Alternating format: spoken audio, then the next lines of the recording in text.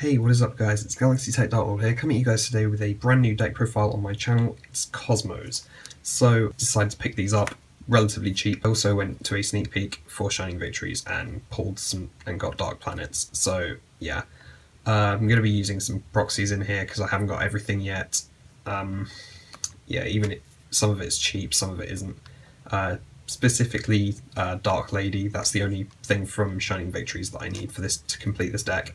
So yeah, I'll get straight into it. The extra deck's only 14 cards, I don't know what to put in for a 15th either. Firstly, some honourable mentions, like Dark Planet is really good. I really like the card and it just looks so cool, but it's kind of cloggy. Like running two, even for the sake of banishing one to summon another, is kind of just not ideal.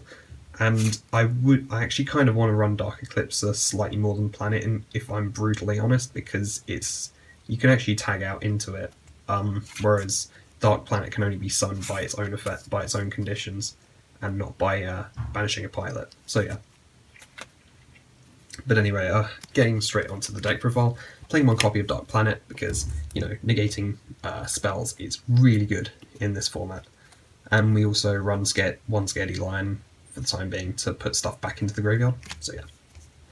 Then playing 3 copies of Dark Destroyer because, you know, who doesn't want a untargetable monster? Same with Forerunner, so that gives us extra life points. Then running 2 copies of Kozmo Sliprider because, you know, destroying back row and you can go into infinity with it. And then running 1 Delta Shuttle just for a bit of variety, testing it out. I kind of don't like the card that much at the moment. I might cut it for something, I'm not sure what yet.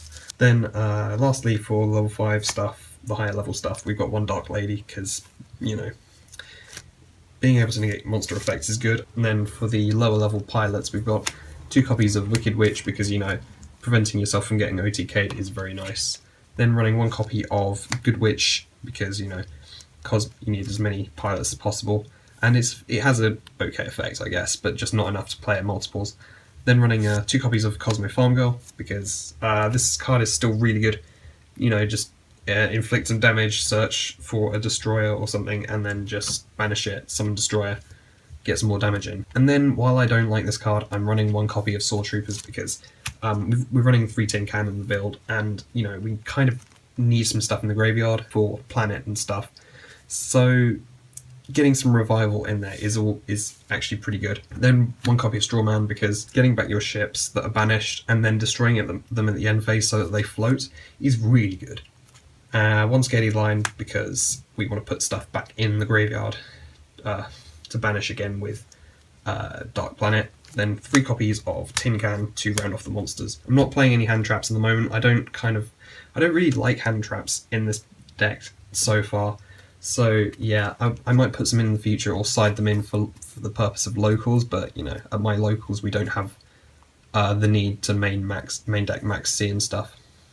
So yeah, to open up the spell lineup, we have 3 copies of Kozmo Town. Then I'm running 3 copies of Pot of Duality. While this deck does have a tendency to want to OTK the opponent, this card basically just unbricks your hand quite nicely, and if you like reveal a tin can with this, then, you know, you're all good. Tin Can's the thing you want to open the most. 3 Pot of Duality has been testing out really nicely. 2 copies of E-Telly, then 2 Allure. This should be self-explanatory. We've got a lot of dark monsters. Then we've got 2 Twin Twisters. I'm not sure how I feel about running this because I don't really particularly like discarding. That's why I'm not running 1 for 1 to get our Tin Cans. I might take this out and put MSTs in. I kind of favour MST over this any day at the moment. Then lastly, 1 Reasoning. Because, you know, it's at 1, why wouldn't you play it at least? If you can hit something with it, it's good. Then 1 Raigeki to round that off. Then lastly, for traps, we've got 2 Kozmo Joe, because non-targeting, really good in the mirror, and it gets your ships floating as well. 3 copies of Cool the Haunted, and 1 Solemn Morning. So for the extra deck, we've got 1 Hope Harbinger, 1 TachyonDragon, then 1 Guy Dragon, because we've got rank 5s and 6s in here.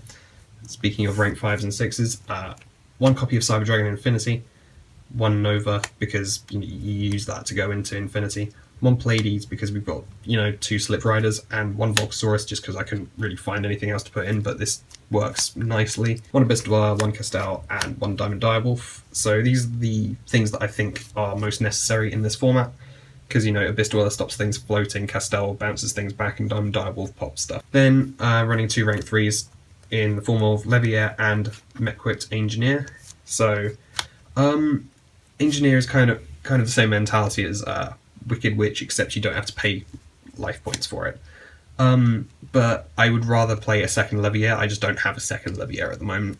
So, you know, Leviair gets back your banished stuff to then banish again for ships.